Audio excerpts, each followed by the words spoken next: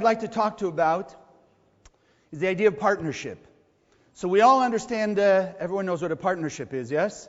Partnership, in simple terms, is two people who agree to do something together. Correct? And in that partnership, each person has their side to do. They have something to do, and that's what you're agreeing. That you'll do your job, and the other person will do their job. So ultimately, what's the point? The point is to work together towards the good of both sides or everybody else who's involved in this partnership. It's always got to be win-win. If it's win-lose, then it's not a real partnership, is it? But at the same time, we have to know what we're responsible to do, what the other person is responsible to do. And ideally, in an ideal partnership, you've picked somebody that you trust can do their job. Otherwise, why make the partnership? So, at the same time, then what does it mean about us? We also have to be trustworthy to do our side. We can't just expect it to be one-sided. Well, I picked you to be my partner, so now I expect you to do everything, and I'm going to sit back and watch. No, we have our side, the other person has their side. And we're trusting each other for the good of both. Right? So then our ultimate partnership is what? Between us and God. Between us and the Creator. There's no more powerful nor original partnership than that. Us and God. Us and the Creator. Us and the universe. What the Kabbalists are teaching us, what's that partnership made up of? Because like any partnership, and over the years, I've always shared with people who want to go into partnership with people in the center. Make sure you write down everything, like make a contract. This is what you do, this is what they do. This is what you receive, this is what they receive. So I once had somebody tell me, what are you saying? You're saying I shouldn't trust them, and that's why we'll write down the contract? I said, no, the opposite. You're both, especially if you're here in the center, you're both good people, kind people, compassionate people. You want to make the best of this partnership. But unfortunately, we still, as our human part, as human beings, we have an illusion.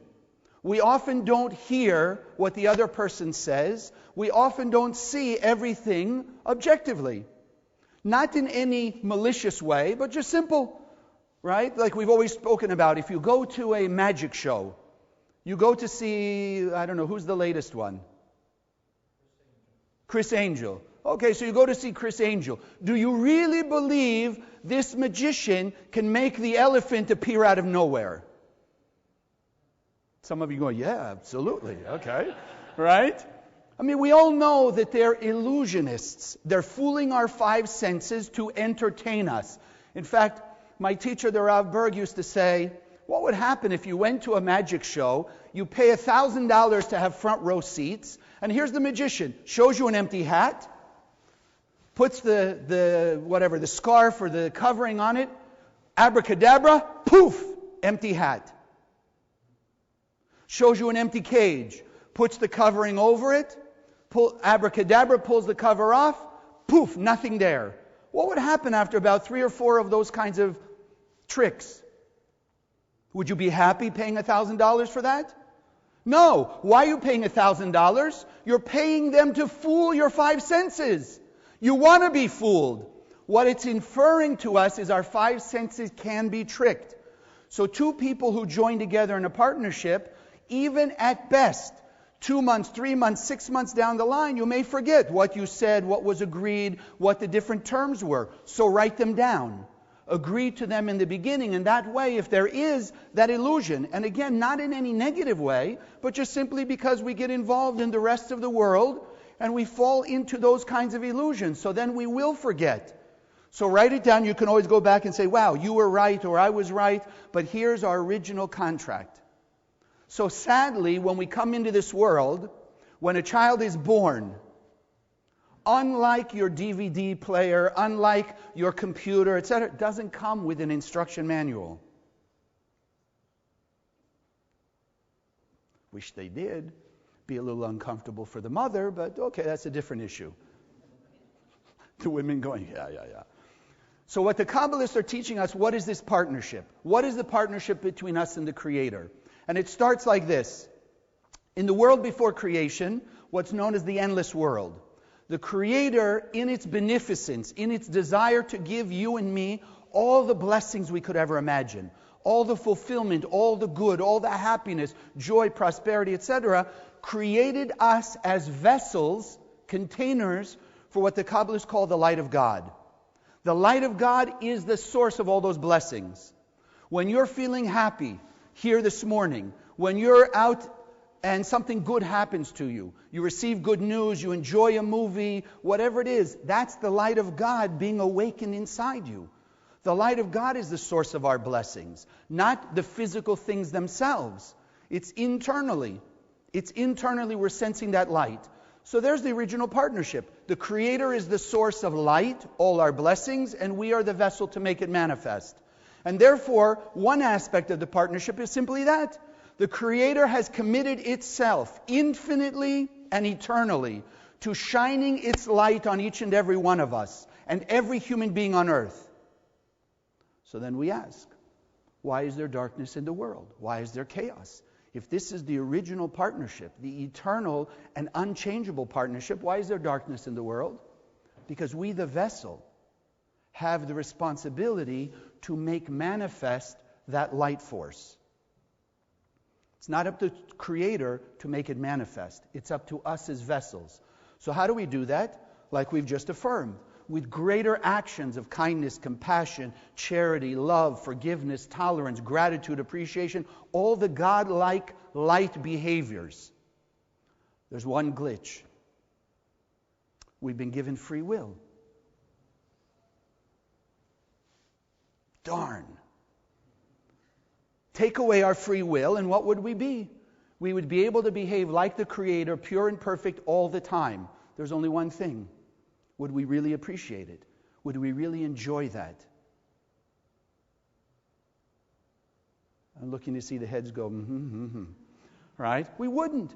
Maybe in the beginning we would. We would like it, because then everything would just be great and wonderful. But think about it. After a little while, when things are just happening automatically and you're not participating in it, would you really enjoy it anymore? It's like, imagine opening up a box of a jigsaw puzzle. And as you open the box, what's the excitement in a jigsaw puzzle? Why do some people, and it may not be us, maybe we can or can't relate, but why do people enjoy 500 pieces, 1,000 pieces, 2,000 piece puzzles? What's the joy of it? What's the joy of it? To put it together. Right? There's an excitement and there's a thrill once you've taken those 2,000 pieces and you've been able to put them together to manifest the picture that's on the box.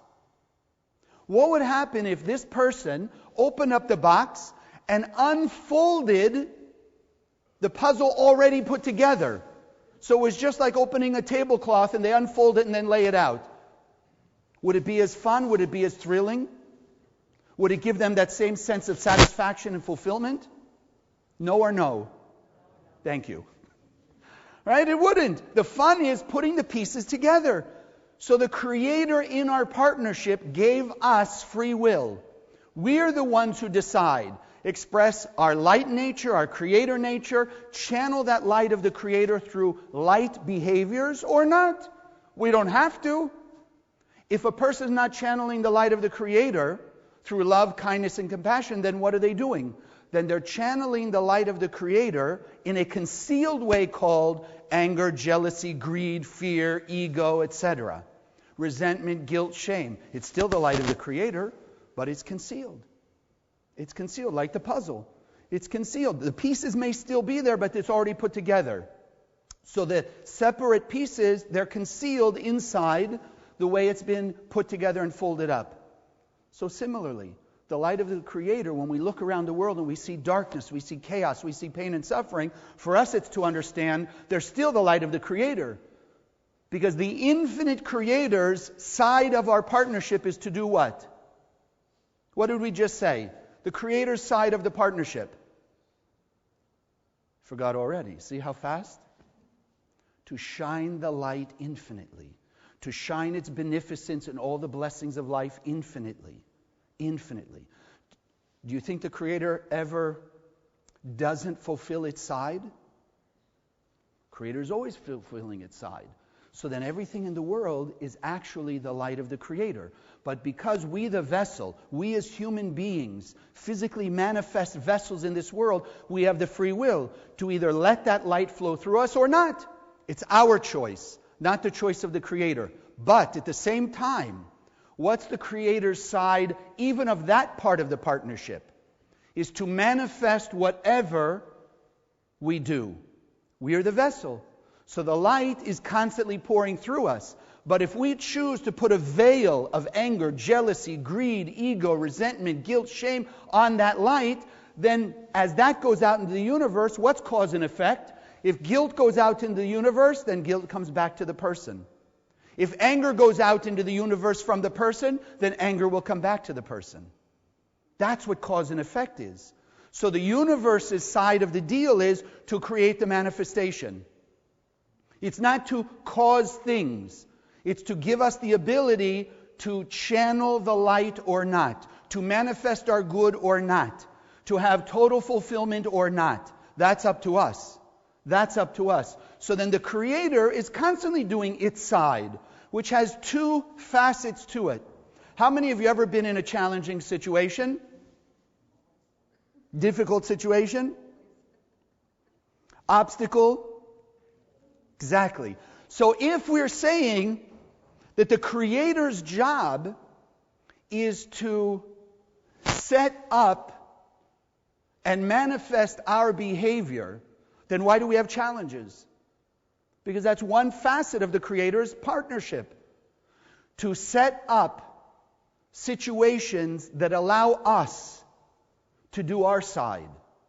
So let's say, think of a partnership that you're in, whether it's in a personal relationship or in a business. If one partner makes a mistake in that partnership, because the two partners are working together with the light, with kindness, with really goodness and good intent, if one partner makes a mistake, what does the other partner allow that person to do? Correct it. In order to correct the mistake, what does the partner who made the mistake have to do? Has to go into a similar type of situation and now do it correctly. Is that correct? Yes or no? Thank you. So then the universe, the Creator, looks at us and says, well, I gave you free will. You made a mistake. It's not a sin. It's not anything in that way, punishment or whatever. It's simple. You made a mistake. The universe wants us to have all the goodness and all the blessings. So what does it do? It sets up a situation similar to what we did. We were angry in one situation. We got a little short-tempered. My favorite analogy for those of you who have been around for a while is when you're driving on the street. We're all kind, we're all nice. You get in the car, you're peaceful, you're happy, you're excited about where you're going. And on your way, suddenly somebody gets in your way. They're driving too slow, you have 3 cars blocking, you can't go around them, etc. And all of a sudden, what starts to happen? Start getting a little perturbed, start to get a little frustrated.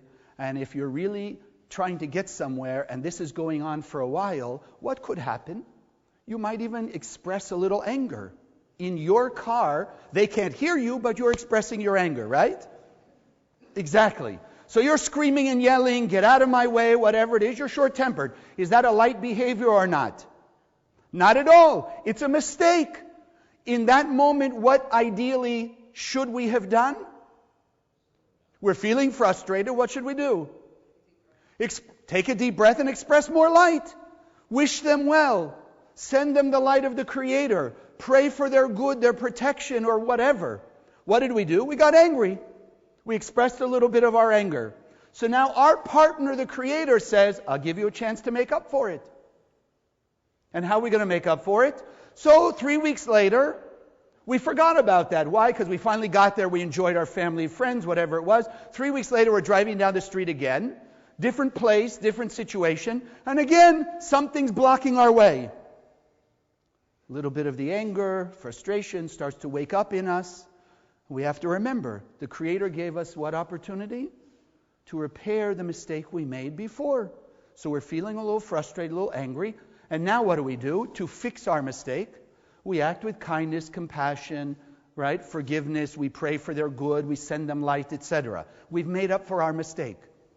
So one aspect of the Creator's partnership is to set up for us situations to allow us to correct our mistakes and or just learn how to be more godlike, how to be more light-like in our expression of our actions, our thoughts, our ideas. Either way, then once we've acted, once we've done our side of it, what's the other aspect of the Creator? Create the results. We acted with kindness, love, and compassion. It's up to the Creator to manifest the results, not up to us. Not up to us. The Creator manifests the way our actions will manifest for us. So it's very simple. The partnership is pretty amazing. The Creator's doing the vast majority of the work. But it's still cause and effect.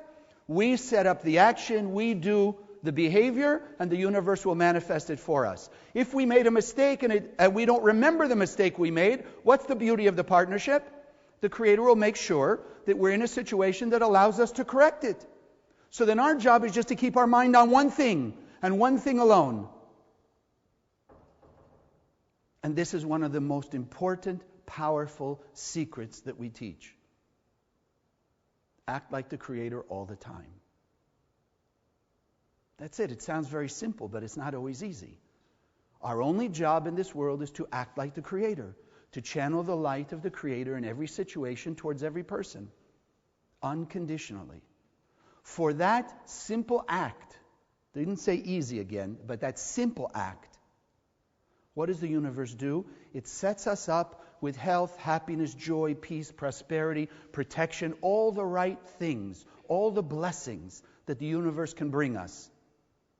Because the Creator helped us by setting up the situation to express our light behavior and then manifests it for us in the right way. But sometimes we don't always see it. And that, again, is because our five senses don't always see. They're limited. I'll give you a very nice biblical story. How many of you would like to be thrown in jail? Yeah, no. None of us, right? None of us would. But if the Creator is in everything, as the Kabbalists teach us, so you go back to the story of Joseph. Remember, there was a man named Jacob the patriarch. He had 12 sons. Well, one day, 10 of his sons conspired to take the 11th son, Joseph, and basically, ultimately throw him in jail. Now, surprisingly, because when you hear that story, does it sound like a good thing? The brothers conspire, throw him in jail. Not a good thing, is it? But in the bigger picture of the universe that we don't always see, which the Kabbalists give us a means to understand. One, it says that the Creator, what's called the Holy Spirit, the Shekhinah, was involved with the 10 brothers in selling Joseph that ultimately led him to be thrown in jail.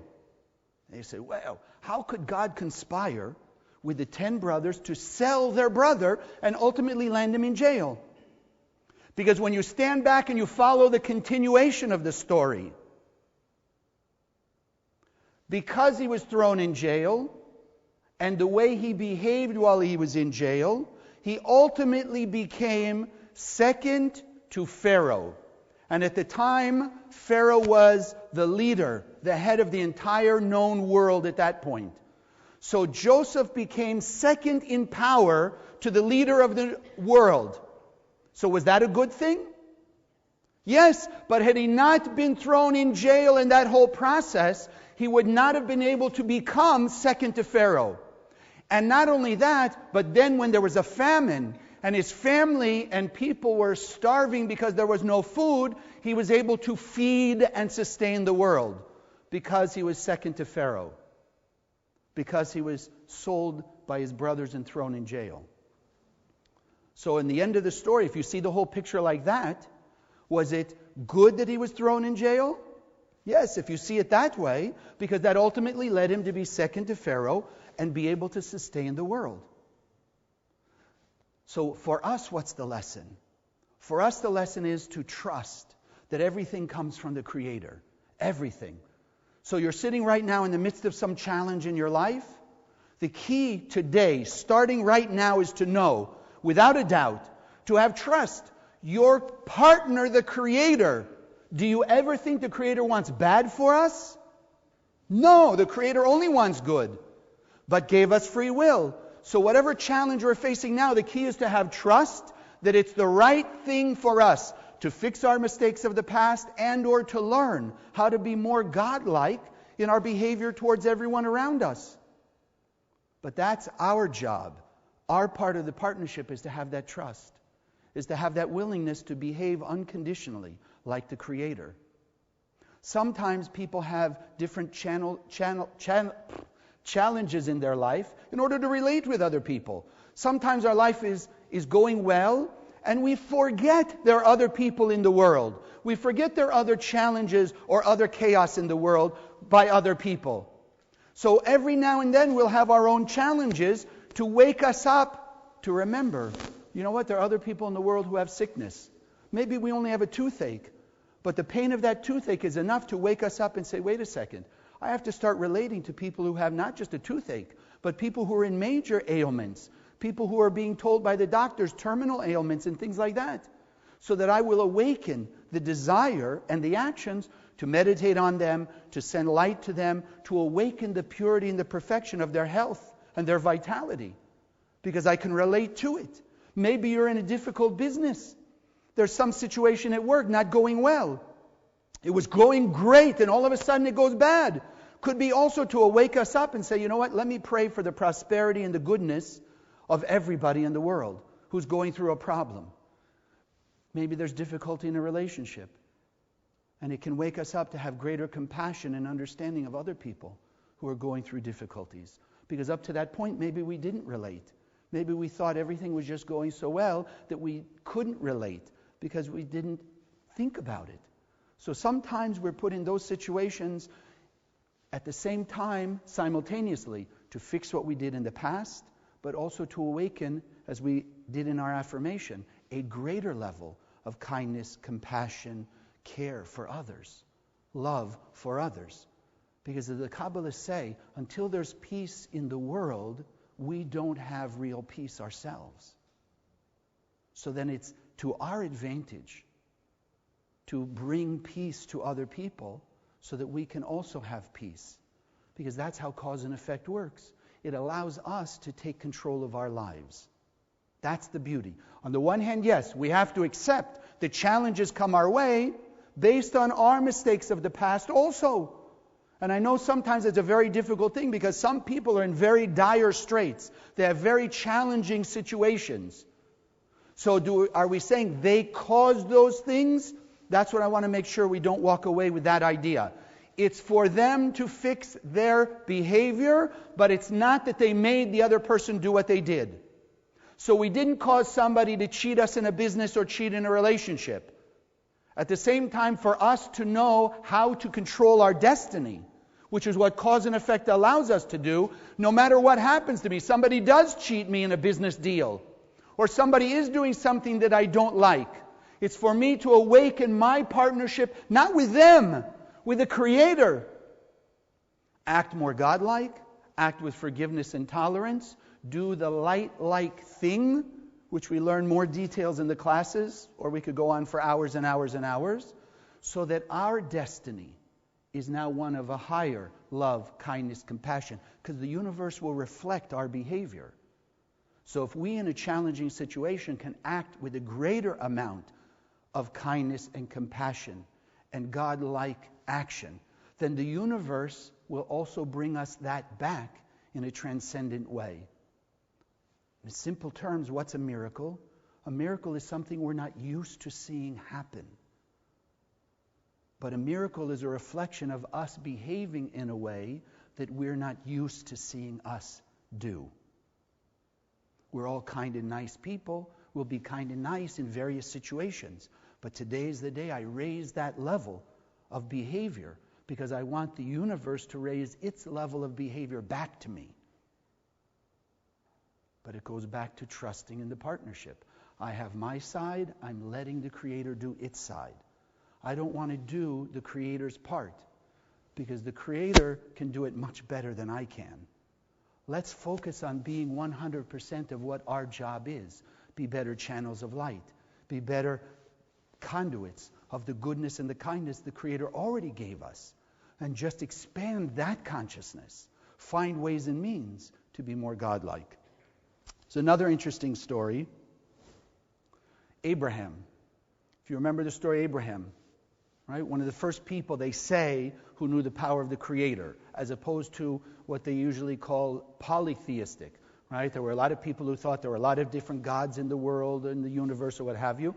And Abraham, they call him. The idea of, he was the first one to say, no, there's one God. But what he was also teaching us Kabbalistically is not just that there's one God. Because when you look at the universe, yes, he was there were. I mean, does the sun have a certain effect and impact on Earth? Yes or yes? Is the sun's impact on the Earth the same as the impact of the moon? No or no? Not giving you much free will this morning, am I? Right? So the sun has its certain impact, the moon has its impact, the stars, etc., etc. There's different impact. So the people before Abraham were just saying, each one of them have a different energy. And they perceive them as gods. Abraham wasn't saying the sun doesn't have a certain energy and the moon doesn't have a certain energy and there aren't different energies in the world. He was just saying one thing. They all fit in one quantum package. Because there is one Creator. But within that one Creator, there's all kinds of different facets, behaviors, actions, powers. So the sun channels a certain energy, the moon channels a certain energy. The constellations of the zodiac channel a different energy. The animals, the plants have different energies. I mean, all you have to do is go to Barnes & Noble or one of the bookstores and look at a diet book or the diet section. Do they not tell you how foods have different energies? They don't say, well, no, we're all going to just eat one food. We'll have grass. I don't mean that grass. Okay, just have to make sure you're listening, right? There's not one food. They say, well, this food has this energy, this food has this energy, this plant has this energy, etc. And then they hopefully tell us how to use it to our benefit, to be on a physical level healthy and vital. So this Abraham wasn't saying there's only one energy. He says, no, there's one overall God. There's one overall system. And we can learn how to make use of it. And then Abraham taught us one very powerful way to cause the Creator to bring us abundance and sustenance. If you remember the story, basically what he said, and my teacher, the Rav Berg, always said, this is a deal that we should make more use of. He says, this is where you can, quote, test the Creator. Abraham says to the universe, to the Creator, he says, he's in difficult situations, he's running away, whatever it is, people after him, because unfortunately people who do a lot of good in the world will always awaken the negative side of people. Because we all have our negative side. And sometimes, isn't it true? Even the people you love the most, sometimes they'll come and they'll say something to you that's kind and nice, but you're just in that mood, or something strikes you in a way and you start to be a little bit upset. You start to take it in a little bit wrong way. So here's Abraham in a difficult situation. He says, God, get me home, supply me, take care of me, etc. Get me to safety to my homeland, and I'll give you tithing, 10% of everything you've given me. So the Rav used to teach us, as the Kabbalists do. You want to have sustenance and abundance? You want to be sustained by the light of the Creator in all the good ways? Yes, then you have to give. The lesson for us is you have to give first. Because the Creator already gave. You think about a farmer. Did the Creator already create plants in the world? Yes or yes? Did the Creator already create fruit trees in the world? Yes, the Garden of Eden. So that's already there. Then what did we learn to be good farmers? You take the seed, and in order to make fruit expand, make your orchard expand from the one tree to tens and hundreds of trees, what do you have to do first before the Creator can do anything? You got to take the seed and you got to give it. You got to give it into the earth, and then the Creator can make it grow into a tree with multiple fruit and the potential to take other seeds and grow more. So the same thing. Our job is to give first because the Creator already gave us in the endless world. That's the whole idea of tithing or charity or just being kind and compassionate. You've got to give first. Don't wait for somebody else to give you and then you'll give. I always love it over the years that I've mentored students in the center. They come, they say, now I'm learning, I have to be sharing, I have to be like the light, I have to be forgiving. So you know what, I have somebody who wronged me years ago, and I've had all this resentment and anger for years. But you know what, Chaim? Right now, because of what you're teaching me here in the center, I'm willing to forgive that person. Okay, it's a good step, great step. At least now they're willing to forgive. And then comes the next part. So when they'll call me up and ask for forgiveness, I'll be happy to forgive them.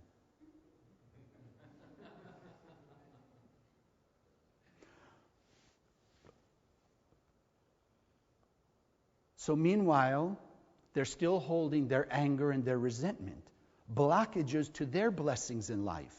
Why? They're waiting for the other person. Oh, they're definitely willing. If the other person would call, they'd be happy to forgive them and let go and make up and all of that. But it's like the tree. Are you going to wait for the neighboring farmer to plant their seeds before you plant yours? So you're waiting. Maybe the other guy is, what do they call it? He's on one of these farm subsidies. That he owns a farm, but he's being paid not to plant. And you're not on that subsidy. So you're looking over there and you're waiting for them to plant, and then you'll plant. When they plant, I'll plant. When they ask for forgiveness, then I'll be forgiving. When they ask me for this, and then then I'll do it. So meanwhile, they're not doing anything. And that's the problem with us, that we're not doing anything either. So the story of Abraham, the story of Joseph, all these stories we read in the Bible are to teach us we are the ones who have to initiate the action of our partner, the Creator, to bring us back good. Because I don't want to wait for somebody else to do an action of light behavior and then I'll do mine. Because then I'm stuck in the same darkness as they are, and I don't want to be. And we don't have to be, do we? We have been given the power, because our partnership is not you and me. You and I here on Sunday, here in the center, me and my family, you and your friends and family, etc. That's not the partnership. Those are the means for us to express our side of the partnership. People around us are the conduit for us to be able to share kindness, compassion, love, generosity, tolerance, forgiveness, etc. But they're not our partners in that way. Our only partnership is the original partnership between us and the Creator. So it's up to us to activate that, not waiting for them. So our destiny is completely in our hands. It's not waiting for other people. Today's the day that you want to start taking control.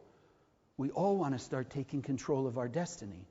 But that means close your eyes metaphorically and just act like the Creator. Just be kind, compassionate, loving, caring, because we never know what the Creator is doing. You're always looking for how the Creator is behaving. We're looking for the results that we want to see. But it doesn't always happen that way. I want to leave you with a very nice story. There was this man, whatever you want to call it, a righteous man. He prayed every day. I don't know, he did nice things, etc. And all of a sudden the rain starts, like we used to get here in Florida, and it starts to flood. Right? And the water's rising, and the water's rising, and the man praying to God, God, help me, help me, help me, help me, help me, help me. So the water starts rising, and he's praying, and all of a sudden comes a 4-wheel truck. Joe, jump in the truck, we'll take you to dry ground. No, I'm praying to God, God's going to save me. So he's praying. The water's getting higher and higher. He's moving up to the 2nd floor in his house, right? He sees outside, here comes a little motorboat. Come, Joe, come, jump in. He says, no, I'm praying to God, God's going to help me, don't worry. I've been like this with God all my life. Okay, they go. Now he's sitting on his roof because the water's rising even more. All of a sudden a helicopter comes, drops its ladder. Joe, climb up, we'll take you to safety. No, don't worry, God's going to save me. The water overtakes him and he leaves the world. He gets up to heaven, he looks at God, he says, God, what happened? He says, you know how I've always been, loved you, connected with you. I did good things. I helped. I did. He says, and then in my hour of need, where were you? And God looks and said, Joe, who do you think sent you the truck and the boat and the helicopter? Sometimes the Creator is sending us the truck, the boat, and the helicopter, but we don't see it. We're still waiting for God to behave the way we want God to behave. But going back to our idea of the partnership, then we're trying to do both jobs. Which means then we're not trusting the Creator is doing its side. Today is the day to realize the Creator is our partner. Creator is our ultimate partner. The Creator is always doing its side. The issue is us doing our side. So today's the day to think, in whatever difficult situation you're in, whatever challenge you have with a person today, how can you behave more God-like towards that person in that situation? That's the issue. It's not a question of what the situation is, it's a question of how am I behaving? One of the biggest challenges I've had in recent times, and I'll share with you before we finish, when my teacher in 2004, who at that point I'd been in the center from 1987 till 2004, and I had no doubt whatsoever that what we're doing here is bringing, not going to bring, is making happen peace on earth. The Rav used to talk about immortality, and here was the greatest Kabbalist in the last 500 years who was teaching us about immortality, and then he had a stroke. One of the most difficult challenges for me to deal with. Because how do you wrap your head around it? Here's this person that I understood created miracles for me personally and my family, for people, students in the center. Everybody had a story of something that the Rav was able to awaken in them to create miracles. And here the Rav had a stroke. And then came an interview with the Rav. And it was the turning point for me. And the Rav basically said that, for thousands of years, people hear these biblical stories about Moses splitting the Red Sea, about Joshua stopping the sun, all these kinds of things. Stories of the Kabbalists, even hundreds of years ago, doing miraculous things. And it's hard for people to believe it. Because why? It's biblical stories. It goes back then. And the Rav said in this interview, the essence was, and from the upper worlds came the opportunity to show this generation the power of mind over matter, the power of the Kabbalistic tools and teachings to achieve what science and medicine and the world has no concept of yet. So the Rav basically allowed himself to go through this stroke to prove to us, one, that you don't have to die, because every doctor who examined the Rav and saw the MRIs of the brain said, number one, he should have died right away.